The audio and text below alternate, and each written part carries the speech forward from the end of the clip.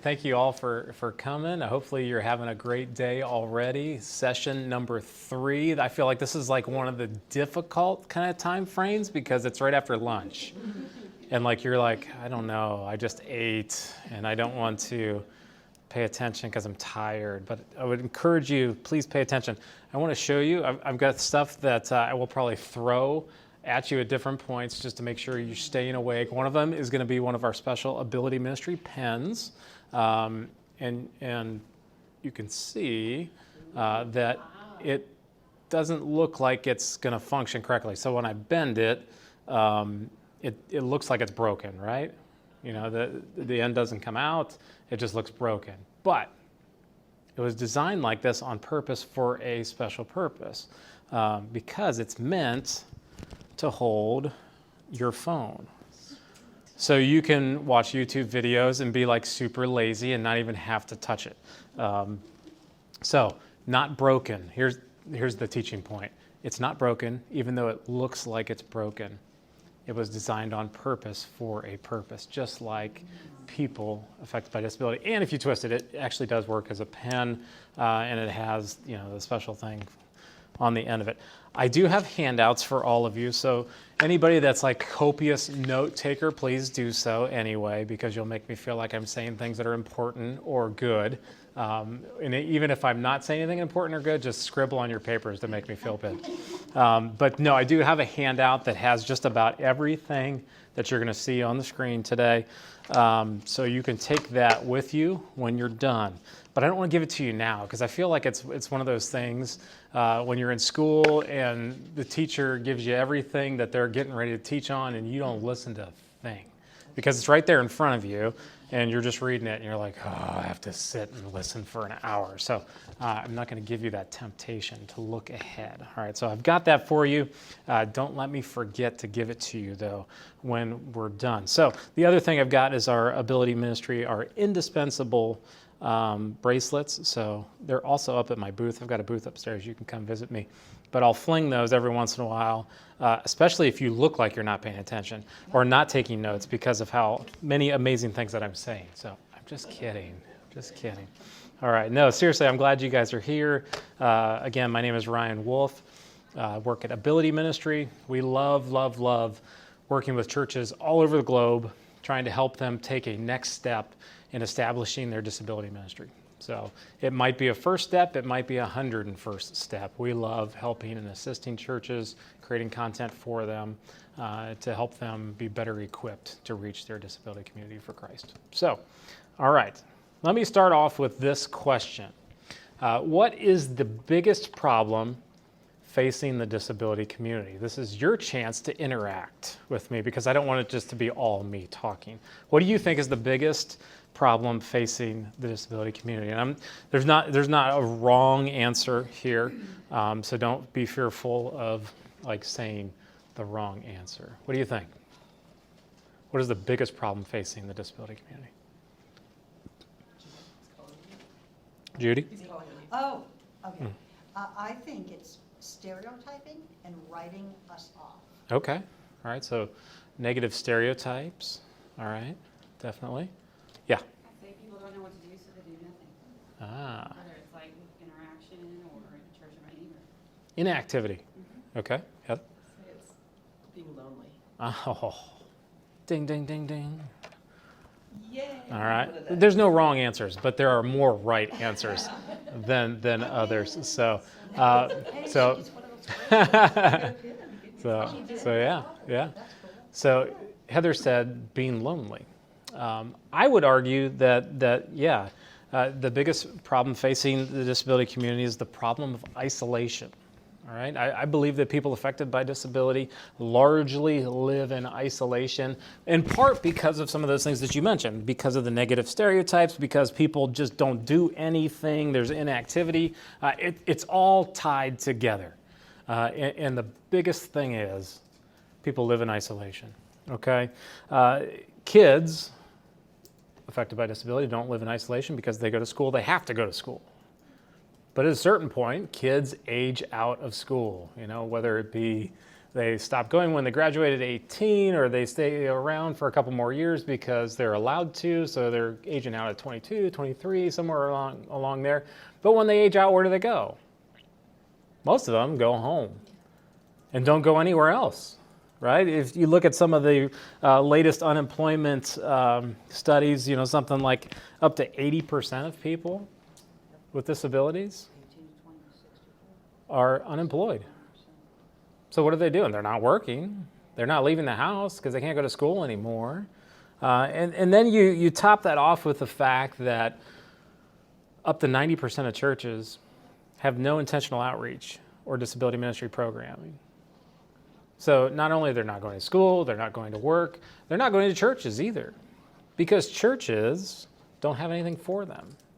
They may not be aware. They may consciously be aware and say, no, this is not something we're interested in doing. There are a lot of reasons why 90% of churches do nothing.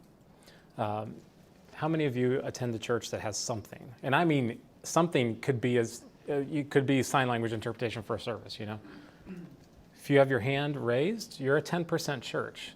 Seriously, give yourself a pat on the back, right? 10% of churches do something, right? You don't have to do everything, but you start somewhere, and you're a 10% church, and you have an opportunity to make a huge impact on the kingdom. So our next question is, what is the solution to this epidemic of isolation? What do you think? What is the solution? This isn't this isn't a trick question. What is the solution to the epidemic of isolation? The church offering opportunities for fellowship and belonging. Yeah, absolutely. Absolutely. What do you want? Pen. Pen? Everybody likes the pens. I'm so sorry. I'm going to break anything else. All right. Yeah, the church offering opportunities. What else? What else is a solution to this epidemic? Employment. I'm not going to give you another pen. I'll give you one of those. Employment's a great opportunity. And even if a church says, well, we don't have enough money to hire the staff members that we want, so what? Start a job training program. Start an internship. Start free things that offer people the skills that they need to get them employed eventually. Great answer. Any other ideas of what can be a solution to the epidemic of isolation? I've got lots of them. Jesus returning. Hey, that's the answer to a lot of. I didn't want to shoot it too hard, but Jesus returning. That. It doesn't matter what it is. Yeah, Jesus coming back. It solves a lot of problems. So, no more student debt, no more mortgage, no more. A lot of things that people campaign about are fixed. So sweet, awesome, very good. I would say here is the answer to the epidemic of isolation. It is being embraced by Jesus through the local church. If you want to overcome the epidemic of isolation, the greatest thing that you can do is be embraced by our Savior Jesus. Okay? And what is the expression of Jesus today? Because Jesus isn't here. Right? Jesus went back to heaven. He sent the Holy Spirit to us. We are, right? So if people are going to be embraced by Jesus, it's going to be through us, the body of Christ, the church. That is the solution to the epidemic of isolation. I want to show you a video, and you'll have some audio too, so you can hear it, of a man named Vernon. All right, and as you watch and listen to this video, I want you to pay attention to how many times you hear the theme of isolation or the word alone or the word loneliness. All right, pay attention to that, because I think it's an overwhelming theme that is a universal theme. All right, so let's take a look at Vernon's testimony.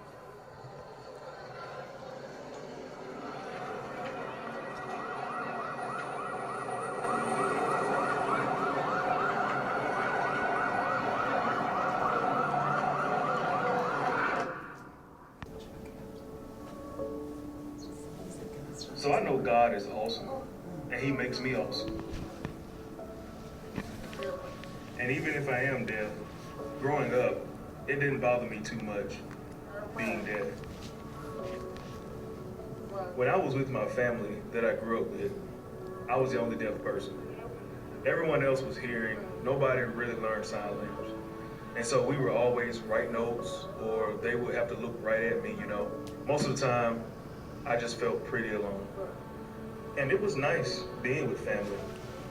But, you know, I didn't know what was going on most of the time. When I was with my family, I always wished somebody had learned sign language. Because I'd feel much less lonely if I knew kind of what was going on and if I felt like I could communicate with somebody. Instead, I just sit and watch TV and everyone else would talk. I didn't know what was going on really, but mostly I just sit and watch TV by myself. That was how I took care of some of my loneliness back then. I felt bored, you know. It's like I wanted so much for some communication, somebody to talk to me. And I wanted somebody to be able to understand. There was so much misunderstanding I caught when I was watching communication and trying to guess what they were saying. Even with note writing, I'd have to focus on their finger spelling. If they tried to do that, it was tough. I just felt really misunderstood and like an outsider. I see people having conversations and I think, it's not fair. I want conversation too. I want people with me. When I was 15, I was watching TV and there was a little interpreter down in the corner. I forget the name of the church now. I really was kind of hit by some of the things I saw interpreted. So I asked my dorm parent at school and she explained the gospel to me in sign language. And that's when I asked Jesus to come into my life. When I go to work and then I come home, I'm alone pretty much. Here, nobody signs. I'm the only deaf person in this little area of Louisville anyway. Some used to live here, but they all left. So I walk up and down the street and I sit home and take care of my cats. It's pretty lonely. It just feels kind of lonely when I'm here by myself all the time.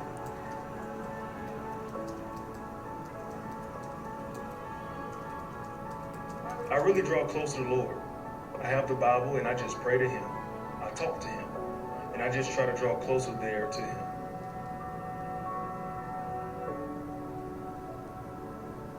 I go to the Deaf Sunday School class first thing 9:30, and that's really good because I learn a lot from the Bible, and it's being taught in sign language. I feel like I do grow spiritually there.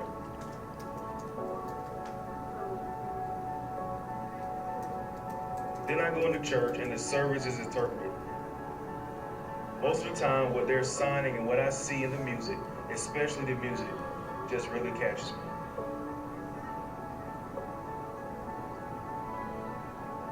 I have some of my friends who've talked about feeling lonely, and I encourage them to stay around people. Since I've lived here in Louisville, I've never felt intense loneliness, so I can't really complain. I trust the Lord with all my heart, and there's just always somebody I can find. But I just know the Lord is here, and it's pretty awesome here, and He opens doors. I just see many opportunities being opened for me. So how many times did you hear the word alone, loneliness? How many times? Did anybody count? 12 times? Who said 12? Oh, pen or pen? Everybody wants a pen. Are you ready? I'm ready. Okay. Very good. Anybody else I count? think I heard about 18. 18? Do you want a pen or a bracelet? Bracelet. Bracelet? All Wait a right. minute. Oh, yeah, I'll take this. Take that? All right. All right. They are pretty cool. So 12, 8. It's just a theme for him. Yeah, definitely a theme. And I think that the theme is truly a universal theme for people affected by disability, for people all alike. Loneliness, isolation is something that I believe the enemy has used from the beginning to discourage people, to distract people, and just to ruin people. And it has caused this divide where we have now a mentality of it's like us and them, right? The disability community is them, and we're us, the church. And that's a dangerous place to be. That's not a place, because it should only be us. So what we've developed is this pathway from the place of isolation to the solution, the place of being embraced by Jesus through the local church. And you'll notice the path is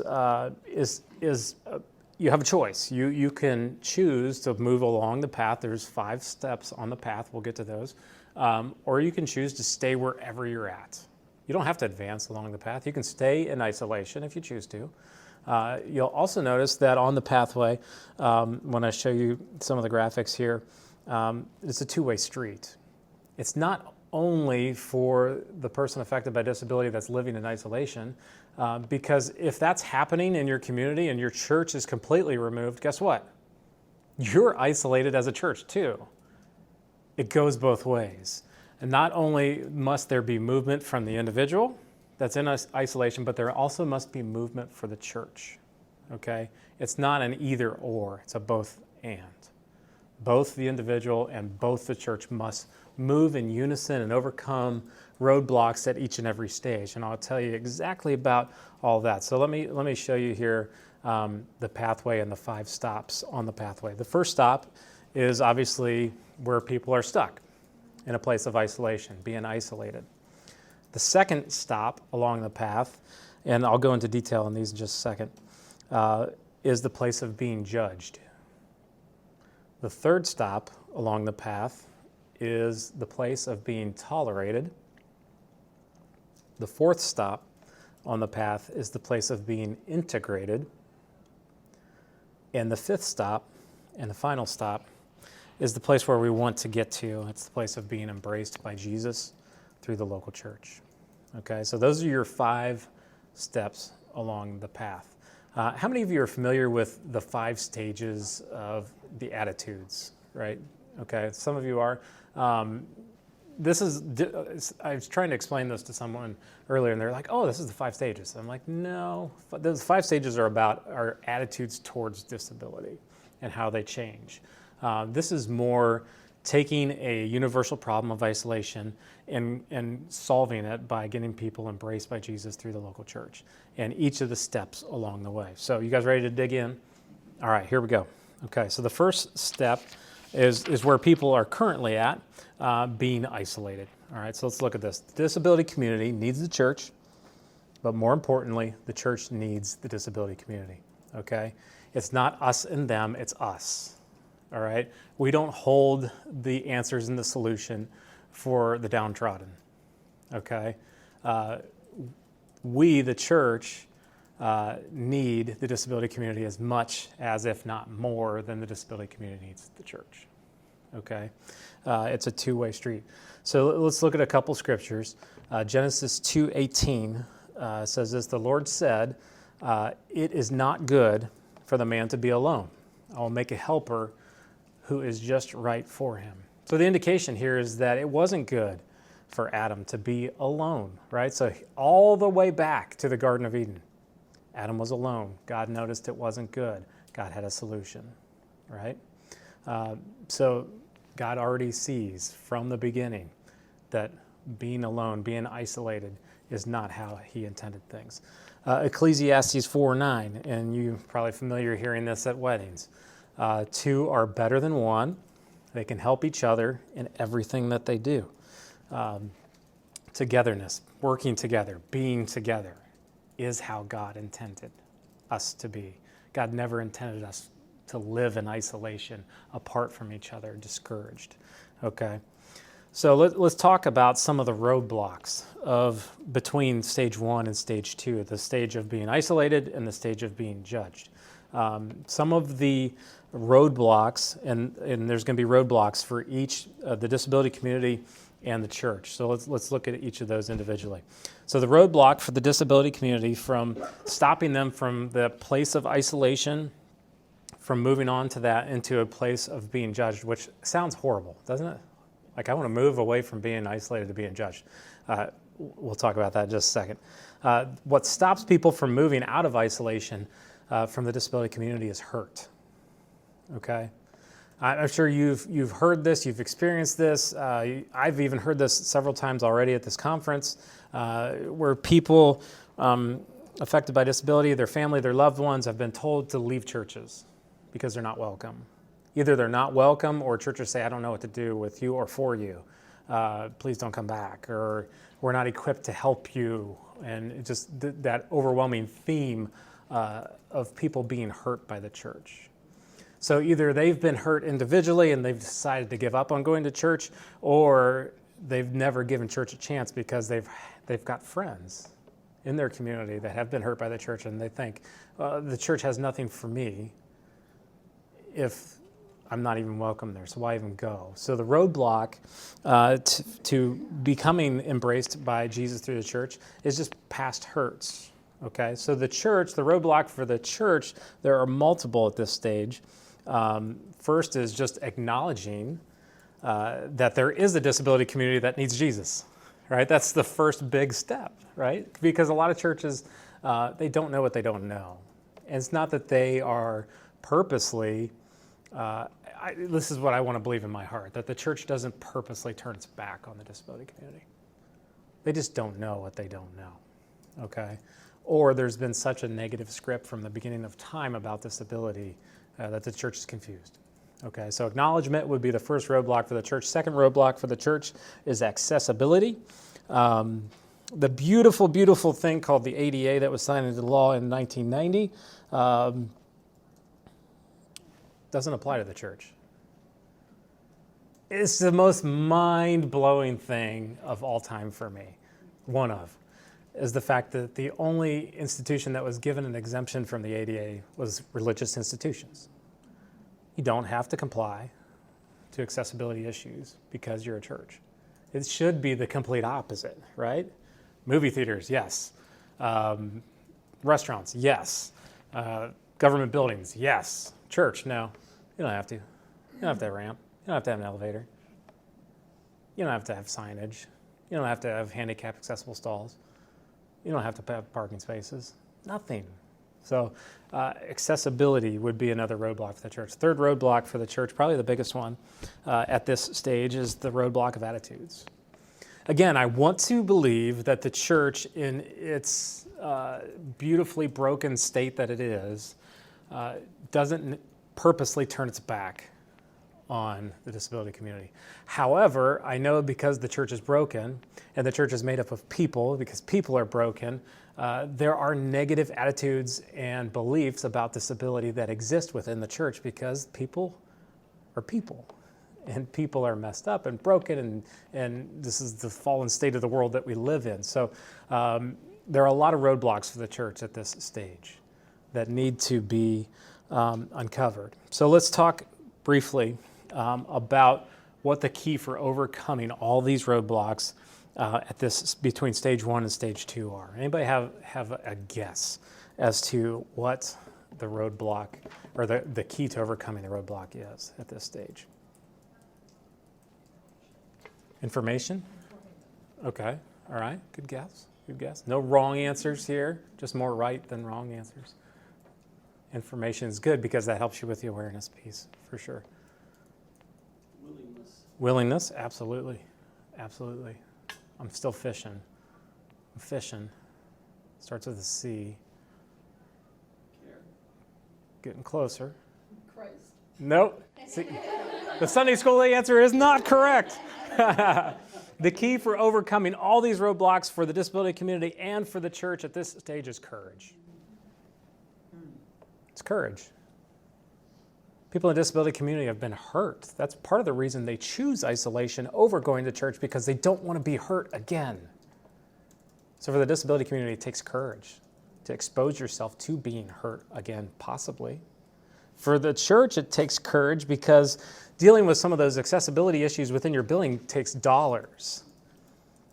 And anytime it takes dollars, it takes courage, because churches don't have the dollars, or they have a wish list of things that they'd rather do with the dollars.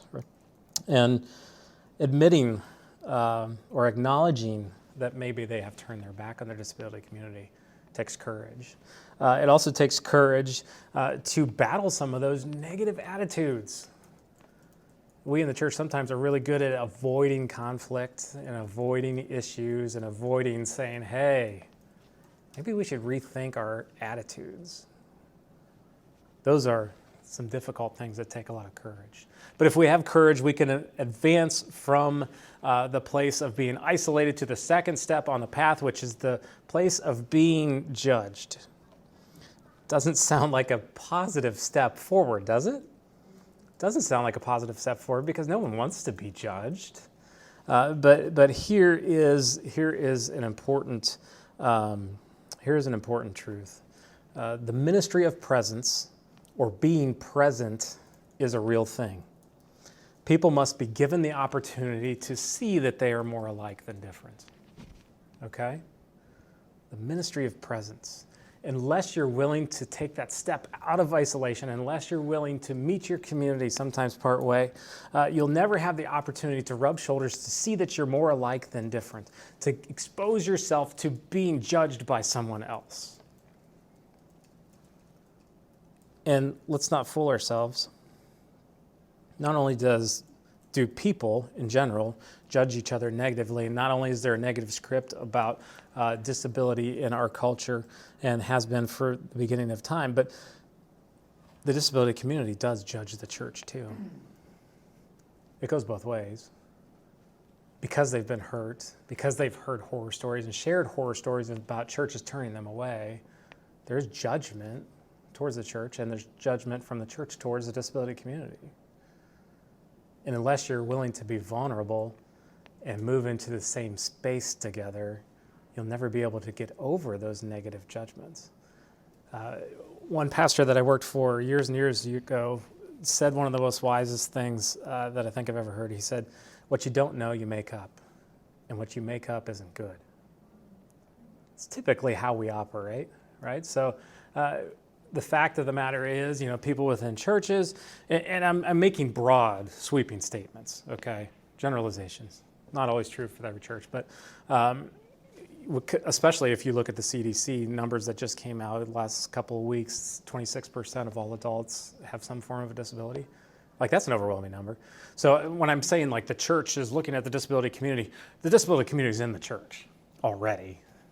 You just can't always see disability with the naked eye. So when I'm saying that the church looks negatively upon people affected by disability, it's just society does in general. But the disability community is present, but not nearly as present as it should be in this representation. So let's look at a couple scriptures again here. Here we go. John 9. You guys are probably super familiar with this verse. Right, John 9, 1 through 3, like one of the hallmark scriptures from the text about disability. So I'm going to read it anyway. As Jesus went along, he saw a man who was blind. He had been blind since he was born. Jesus' disciples asked him, Rabbi, who sinned? Was this man born blind because he sinned, or did his parents sin? Right, so here is negative judging from Jesus' disciples, his closest friends that he had been pouring into, and the script was from in their society as well, that if you're blind or if you're disabled, you're a sinner. Disability is a punishment from God, right? So from all the way back, thousands of years ago, this negative script, this judgmental attitude towards people affected by disability was not excluded from the church and from leadership and from Jesus' closest friends. What Jesus does, we don't have any preachers in here. Do we have any preachers in here? Oh, no. I always like to really poke at preachers with Jesus' response here in verse 3 because I love what Jesus does. In one sentence, Jesus changes a philosophy and a theology and changes an entire mentality. One sentence. And so I always tease preachers and I say, hey, where's your one-sentence sermons? I got to listen to you for like 45 minutes and walk away not knowing like what half of the things that you said and because I was falling asleep. But Jesus, in one sentence, gives a one-sentence sermon that completely revolutionizes the minds and the hearts of his disciples. Verse 3, it says, "It isn't because this man sinned," said Jesus. "It isn't because his parents sinned." Here it is, verse 3. "He was born blind so that God's power could be shown by what's going to happen." Disability isn't a negative. It isn't to be judged negatively. Jesus is saying disability has a divine purpose. It was created on purpose for a purpose, a divine purpose. That's a powerful thing, okay? As we look more, yeah, go ahead. Can I just add something to that? Absolutely, please do. So if you back it up one page to the first part of that, my favorite part of that whole verse is, and I use this one a lot, I have a ministry group with people with disabilities and trying to get the church to step up to the plate to do what they're Yeah. supposed to do, is he saw a blind man. Mhm, The blind man was not invisible. We are the invisible people. mhm. We could be sitting in the street and people walk right past you and don't even see you. And so I encourage my people down there, just see them, with Jesus' eyes. To me, that's more, Yeah, speaks so much more. and I know what you're saying here when you say he saw a man who was blind. It doesn't say his disciples saw them. He is who? Jesus saw him. His disciples didn't even see him, right? Jesus had to stop and make this teachable moment. So you're right. You're right. The church doesn't see him. We don't see him. Part of it's because we're completely isolated. Part of it is because we choose not to see. So yeah, great point. So another point here along the lines of being judged. Luke chapter 6, verse 37. It says this: "If you do not judge other people, then you will not be judged. If you do not find others guilty, then you will not be found guilty. Forgive, and you will be forgiven." We know the scriptures. You know the scriptures. I don't have to harp on that. But the point being, right? We shouldn't be judgmental, but we live in a culture that's all we do. Is we judge each other. We judge what people are posting on social media. We make conclusions, and again, what we don't know, we make up, and what we make up usually isn't true or positive. So I'm going to skip over the next scripture here and move along to the roadblocks so we can make sure we get through everything. So as we're looking at the roadblocks, because we don't want to stay in a place of being judged where we're sharing the same space, we're doing the ministry of presence, we're feeling each other out, we're feeling and figuring out that we're more alike than different, that it's not negative, that we're here together, that there's something about this that is right, but there are roadblocks that stop us from moving beyond or roadblocks that cause us to retreat. Because there's always a choice. You can always stay right where you're at on the path. You can take a step forward, or you can take a step backwards on the path. So maybe you've gotten brave, you've had courage, you've overcome some of the fears, you've gone back to church. Or the church has engaged the disability community, but you have another experience and you either retreat or you decide, you know what, I'm going to continue to push forward. The roadblock for the disability community at this stage is forgiveness. It's forgiveness. Guess what?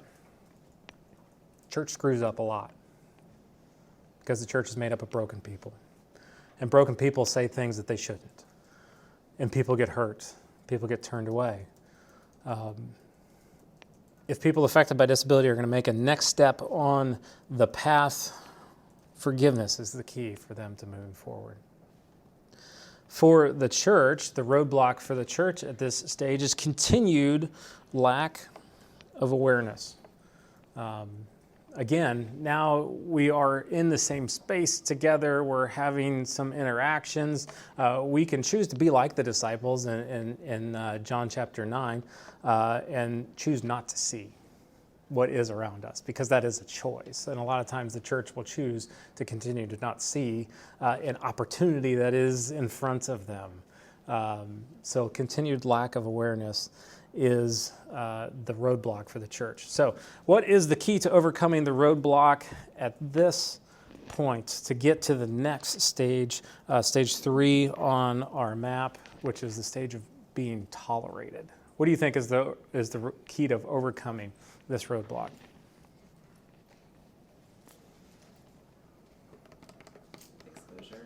Exposure. Spending time together. Okay. All right. All right. It's good. It's a key part of it. All right. Any other guesses? I'm running out of like prizes. Actually, I've got more. I could throw you cough drops too. Just kidding. You don't want my cough drops. So, all right. Any other guesses? Community. Being together, right? I'm going to say it's the change of heart. Okay, kind of leaning into that kind of forgiveness piece, right? You're not going to forgive someone unless you have a change of heart. Yes, yeah, absolutely. You've got to start having the beginning stages of relationship to change your heart, to be able to say, okay, I get it. I've been hurt, or I get it. I've not seen you. God's going to have to do something internally in our hearts to help us be able to see the opportunity that is before us and have us to have another positive step forward on the path. So the third stop on the path is the place of being tolerated. And again, these like, oh my gosh, this doesn't sound very exciting, right? I want to be more than just tolerated, right? But I'm glad I'm no longer being judged negatively. But here's the deal. This stage 3, the place of being tolerated, is where most people stop. This is it, okay? This is the end of the path for most people because it feels like a win. You're no longer isolated. You're no longer alone. You're no longer being judged negatively. You're sharing the same space together, though there's no real positive interactions. You're in the same space together. You're able to worship together. You're able to say, how you doing? I'm doing fine. And even if your life is falling apart, you just do that. It's surface interaction stuff, but you're in the same space. You're able to worship together. You're able to feel good about what's going on. And most people stop on this part of the path because it's safe. A lot of people never take the next step because they're safe. There's no risk of being hurt again. It's all surfacey, all right? But this is never meant to be a final step on the path. This is only meant to be somewhere where you're passing through. Because here's another key truth here. In order to move past being tolerated or existing in the same space together, each side must risk being in relationship with each other. It is a risk to enter into a relationship beyond just surface interaction. Okay? But if you want to move beyond just being simply tolerated and sharing the same space together, relationship is going to be what's going to help with that. Okay, let me share with you a couple of verses here as well. Hebrews 13:2 says, "Don't forget to welcome outsiders. By doing that, some people have welcomed angels without knowing it." Please don't hear what I'm not saying. I'm not saying that welcoming your disability community is welcoming angels. Angels, disability community, not necessarily, not the same. Okay, I'm not saying that. Okay, there was some like social media thing going on, weird social media thing going on recently about people getting angry about being equated to angels because we're not angels, we're different. Okay, so I'm not saying that, but the key there is the beginning part of Hebrews 13:2, where it says, "Don't forget to welcome outsiders." Churches are guilty of that, right? And that's why our reminders in the scriptures, right? We get so comfortable with us that we forget about anyone outside of us. We want to do things our way. We want things to be our way. We don't want anyone to sit in our seats. We want a person to sing the right songs, the right pace, the right volume. And anything outside of what we want becomes something we can't handle. So let alone actually inviting somebody outside of us into our arena. Next verse, 1 Thessalonians 5:26. "Greet all God's people with a holy kiss." I don't know if is that like a New York thing, like the kiss hello? Any Seinfeld fans? Seriously, any Seinfeld fans? Yeah, you know the kiss hello episode, right? No one else knows that? golly, am I old or just totally disconnected?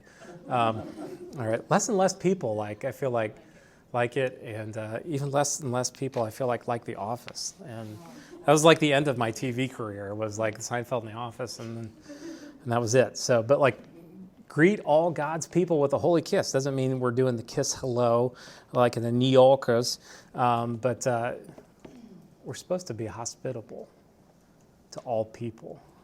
All people, okay? Exodus 23, verse 9, it says, don't treat outsiders badly. You yourselves know how it feels to be outsiders. Remember, you were outsiders in Egypt. It's just silly that it has to be said, but simply treat each other with kindness. Treat each other like a friend. Some people say, well, I don't know how to do disability ministry. It's not complicated. Treat each other like friends. Be kind. That's it. There it is. Pretty simple.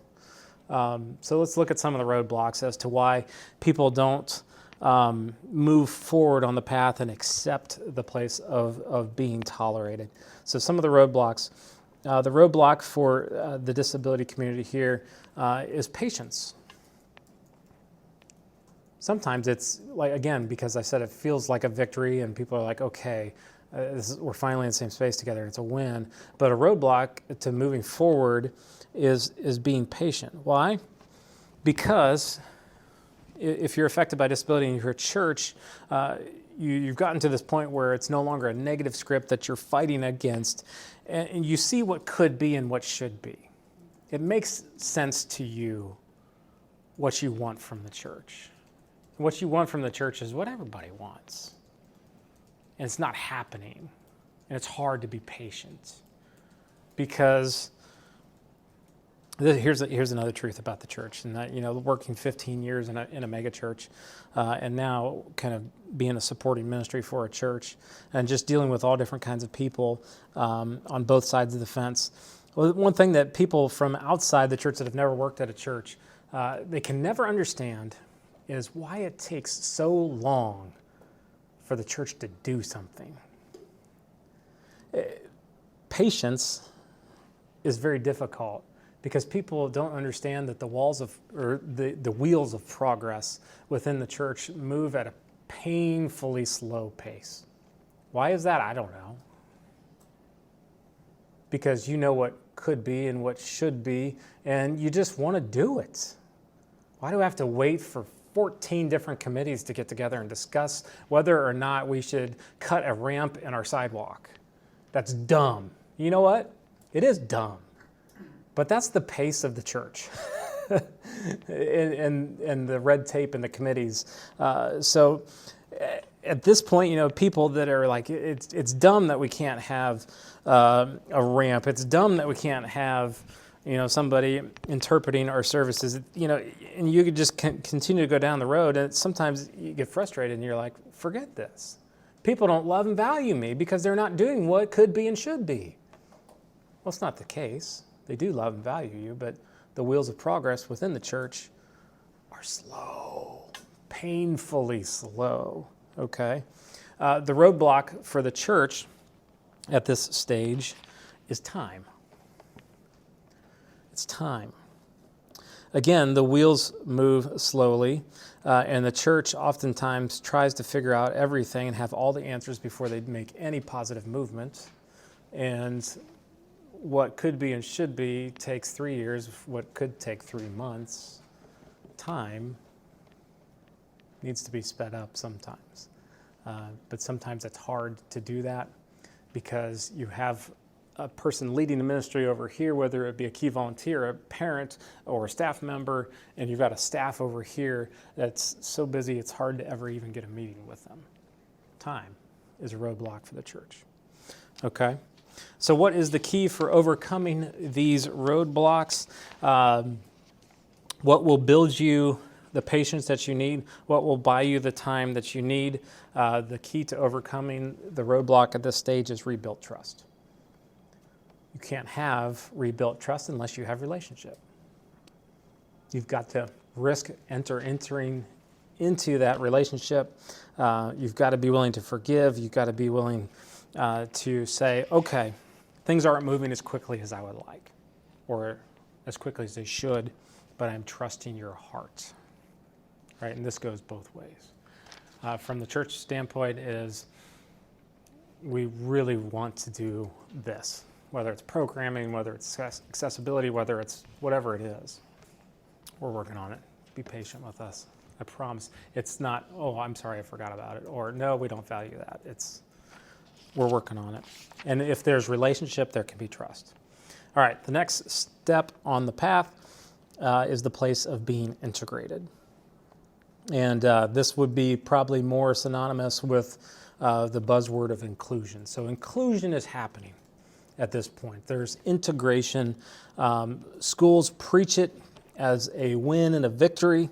But here's the difference between what I would say inclusion and integration is. Inclusion can be forced. Integration has to be chosen. Okay? There's a big difference. Okay? Because whether students want it or whether teachers want it in the public school system, they don't have a choice. They're going to be included. But just because they're included doesn't mean there's relationship, doesn't mean that it's positive, doesn't mean there's anything that's a benefit to anyone in the room. Can be, should be, sometimes is, but it's not a guarantee, okay? So here's the key truth here. Indispensable literally means something that you cannot live without. The word indispensable that's on these bracelets that we talk a lot about at Ability Ministry comes from the verse 1 Corinthians 12:22. It says, in fact, it is just the opposite. The parts of the body that seem to be weaker are the ones that we can't do without. Indispensable. Things that you can't do without. Paul's speaking about the body of Christ here. He's speaking about the church. He's speaking about the gifts within the church, what makes the church complete. If we're going to have integration, if we're going to be in the same place together, if we're all going to be moving in the same direction, we have to realize that the parts of the body that seem to be weaker are the ones that we need the most. All right? And who fits the bill better than the descriptor seem to be weaker? Probably children, probably people with disabilities, right? These are the things that the church cannot do without. The church is incomplete without them.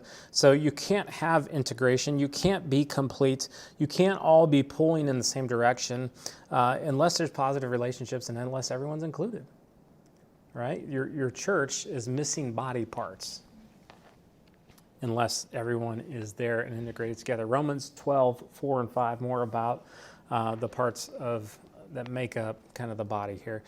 Each of us has one body with many parts, and the parts do not all have the same purpose. So also we are many persons, but in Christ we are one body, and each part of the body belongs to all the other parts. Integration, being integrated together into the same body, is what Jesus intended, but it's not the final stop, okay? Yes, you're having relationships. Yes, you know each other. It's gone beyond surface interaction, but there's still roadblocks to stop you from getting to a place by being embraced by Jesus. All right, so let's look at some of those roadblocks here. The disability community, the roadblock for the disability community here is it's building off of the last roadblock of patience, and it's that of expectations, okay? People have certain expectations. One of my favorite movies of all time is Willy Wonka, Charlie and Chocolate Factory. Which way, is it Willy? It's Willy Wonka. Yeah. I always say Charlie and Chocolate, okay. Same thing. But I love the movie because of the characters and the issues that each of the characters have, because I think we're guilty of some of the flaws within some of the characters that are so painfully obvious. Veruca Salt. You guys are familiar with the story of the book or the movie. Veruca Salt, the little girl that's spoiled. She sings a song, and I'm not going to sing because I don't want to do that to you. But she says, "I want it all, and I want it now," or some of the words to the song that she sings. Okay, I think we all have a tendency of being a little bit like Veruca sometimes, right? Again, we see what could be and what should be, and we just want it. We have certain expectations. Within, and here's where the school and the church get a little different. Sometimes a parent of a child with a disability has to be such a fierce advocate for their child that otherwise, unless they are, and I'm purposely saying fierce advocate, because sometimes fierce means you have to get nasty, and sometimes you have to get ugly to get your way. And it's not in a selfish way where you're like, I want my child to have like a toilet made of gold. It's not like a selfish thing like that. I don't know why I came up with that example, like a golden toilet. But sometimes you have to be fierce. I remember my daughter Zoe has dyslexia, and it took like a 3-year-long process of meetings to get her an IEP. Every year we saw her falling further and further behind. And we had to advocate on her part. We had to be fierce advocates at times to get her the IEP, to get her the helps that she needs, so the gap didn't continue to increase each and every year for her. And I think a lot of times for parents, they have to be such fierce advocates that when people see mom or dad coming, they're like, "Oh, get out of the way, hide. I don't want to have an interaction with her," because they're fierce. You look at them like a bulldog, and you're like, "Oh my gosh."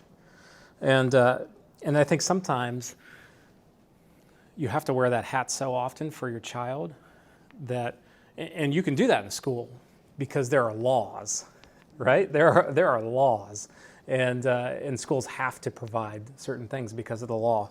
The church is a whole different world, though. You come in with an expectation of what could be, what should be, what you want, what makes things equal and fair and accessible.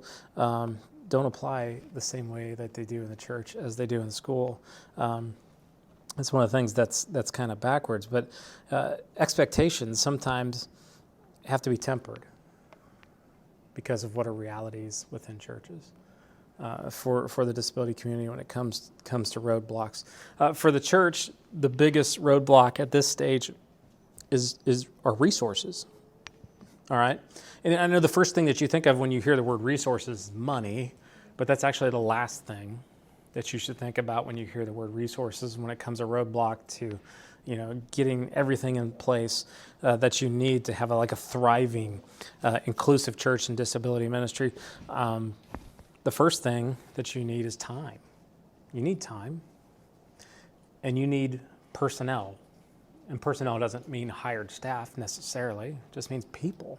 The church, when it comes to resources, needs time, people, and sometimes money. And you need to work through all those things, to work through all the issues, to get people where they're going. So the final key for overcoming this roadblock at this stage to getting to that final step of being embraced by Jesus is intentionality.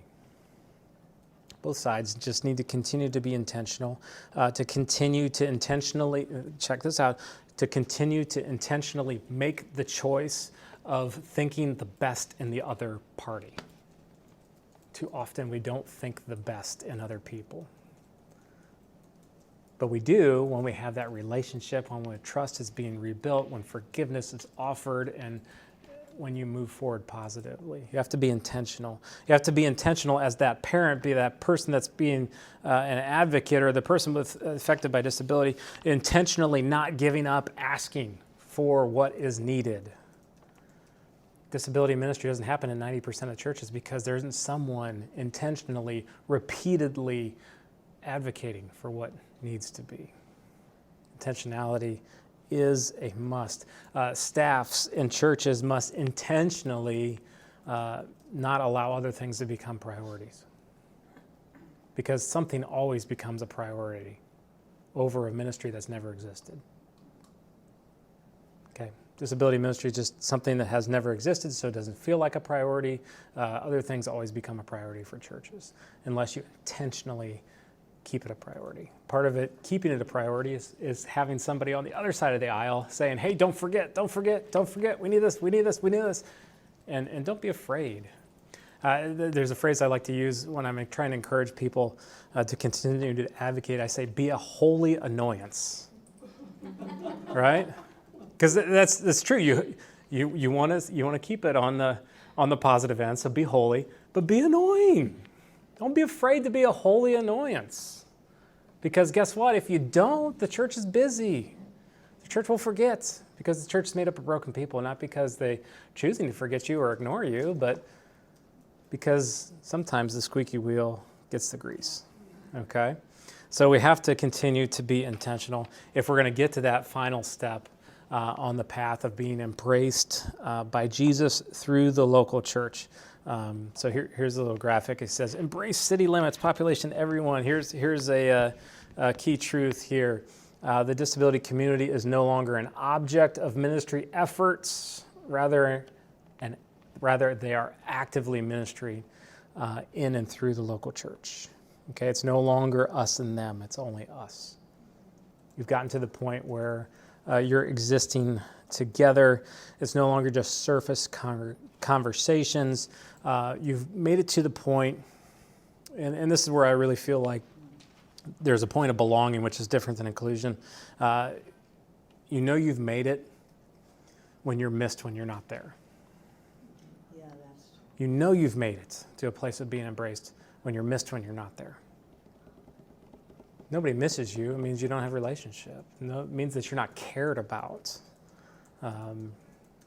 So when you get that phone call, that text message, that somebody reaches out to you on social media and say, hey, miss you.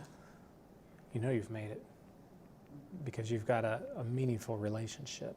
You know that you're being embraced by Jesus through the local church, through all those broken people. Again, 1 Corinthians 12:22. In fact, it is just the opposite. The parts of the body that seem to be weaker are the ones that we can't do without. And this one has the wrong reference here. It says 1 Corinthians 12:22, but I forgot to change that. All right, this is Luke chapter 4. I believe this is verse 3. You can look it up, but I believe it's Luke chapter 14, verse 3. You can look that up and tell me if I'm wrong. It says this, but they remained silent. This is the church leadership of Jesus' day. So Jesus took hold of the man, and he healed him, and he sent him away. Jesus embraced the man that had the physical ailment there that could be labeled as a disability. Church leadership was silent too. Often churches are silent, by their inactivity. Jesus does what only Jesus can do so beautifully as he sets the example for the church without saying a word. Disability ministry doesn't have to have words to be effective and powerful. Jesus healed the man by embracing the man. There was no fear. It was an intentional act. It was a beautiful act. I want to share with you one last video, and then I'll open up for question and answer after that. This is a video that our church did a couple weeks ago about one of my friends. His name is Ben, and he shares his testimony about how important it is for him to be embraced and accepted through our church. So here's a chance to meet one of my friends, Ben.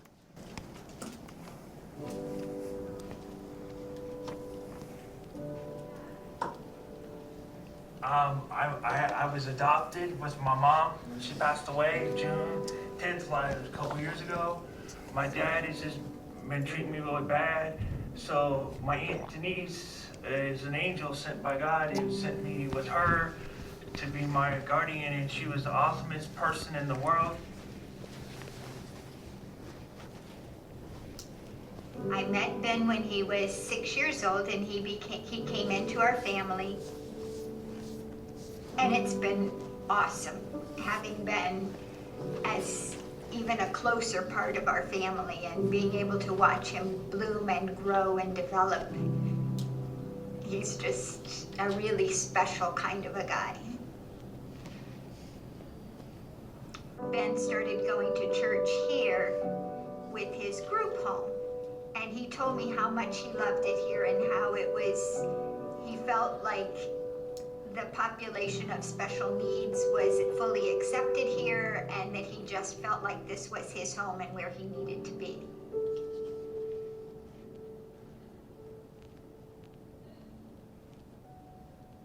It's like stepping on heaven's door. When you pull into the driveway here at this place, you're stepping on heaven's door. It's like, if you're afraid and your special needs, just come to this church. They'll treat you even like better than they would ever. And I just want everybody to know it's the coolest church in the world, and it's the greatest place around. I'm telling you. And he approached me, I guess a few months ago, and he said that he wanted to be baptized. And he said that he remembered that he was baptized when he was young, but he felt like he wanted to do that again. And I've been coming here for a while, so I thought maybe getting baptized might be the coolest idea around the world. And so I thought of getting rebaptized. So Sean told me how to do it and everything, and I just got it done and everything. It was really cool and stuff. It was an experience. I mean, when I went out and got baptized, a whole bunch of stuff lifted off me. I had a lot of stuff in my mind, a lot of stuff not working right. So after I got baptized, everything went away and everything. It feels like I lost two people in my life, but he's been here for every part of it, and I just praise him every night and thank him for every day to make me feel like I am.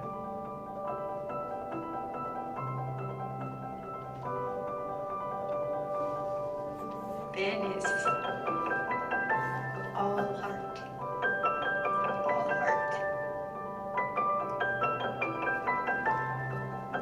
He would do anything for anyone, anytime.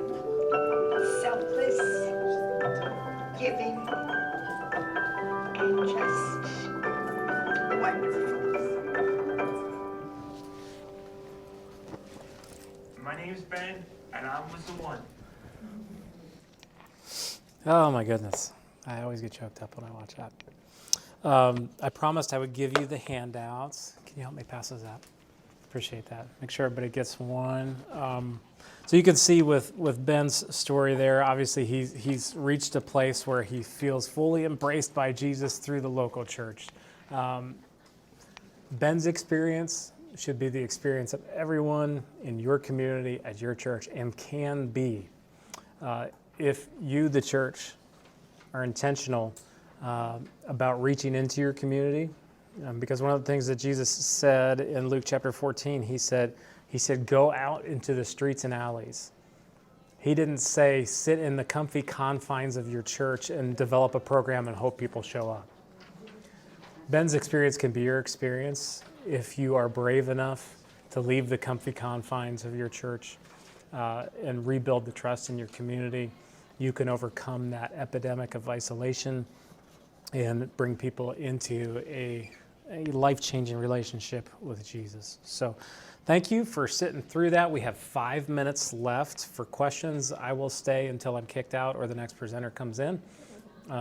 If you have questions beyond that, I also have the Ability Ministry booth upstairs if you want to come and visit me there. But I'll open up for questions now.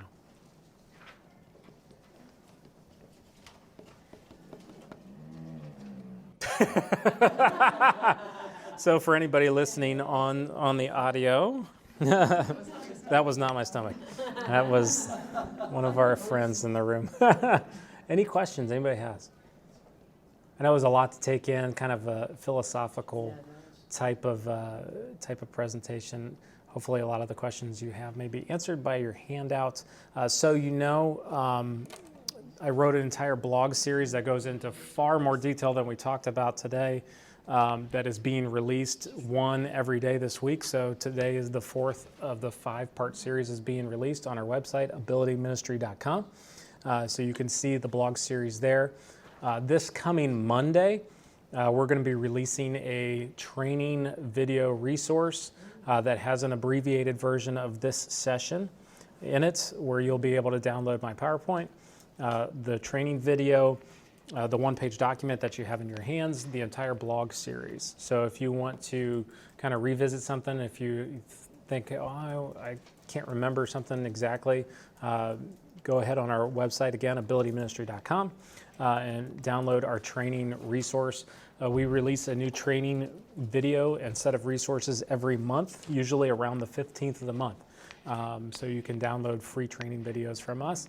And if you have something that you'd like to see us do a training on, feel free to reach out to us at Ability Ministry, or you can reach out to me, Ryan, R-Y-A-N, at abilityministry.com, and email me. Say, hey, I'd love to see a training video on this. We're always doing different things like that on our website. We love to create content for churches to use to help you be successful in making a change in that isolation problem.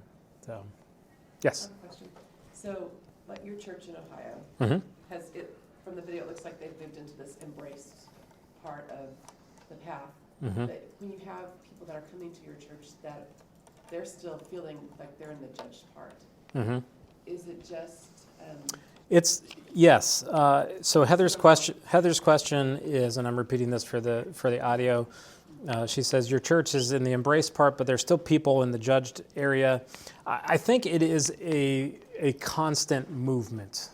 You know, yes, you can get to the point where on the whole you've arrived, but you'll always have somebody joining in along the path somewhere that has been isolated and finally have the courage to come in and see, you know, is church everything that I feared that it was? So I think it's a constant thing. One of the things that you'll also see on your one-page document that you have in your hands are suggested resources. That's one thing that I didn't really have time to get into with the presentation here. But you're wondering, like, okay, how do I move from one step to the next? We have suggested resources that can help you as your church take that next step. And they will all, you can find them all on our website. I think 75 to 80% of the suggested resources on there are free. So you can get them for free on our website as far as moving you along the path in a positive way. So yes, it's something you have to continually, I think, work at. I don't think it's a place where you arrive and say, we're done. Because I think the movement of people is always a constant within any church congregation. Any other questions, comments, snide remarks? I'm good for anything. So, good. All right. Well, thank you all for coming. Like I said, I'll stick around. Appreciate you guys and all that you do to make a difference in your community. I have 3 pens left and a bracelet. Anybody? All right. I'm assuming you want a pen. I'm assuming you want a pen. All right. Bracelet? Anybody? All right. Very nice catch. So, all right. Thanks, everybody.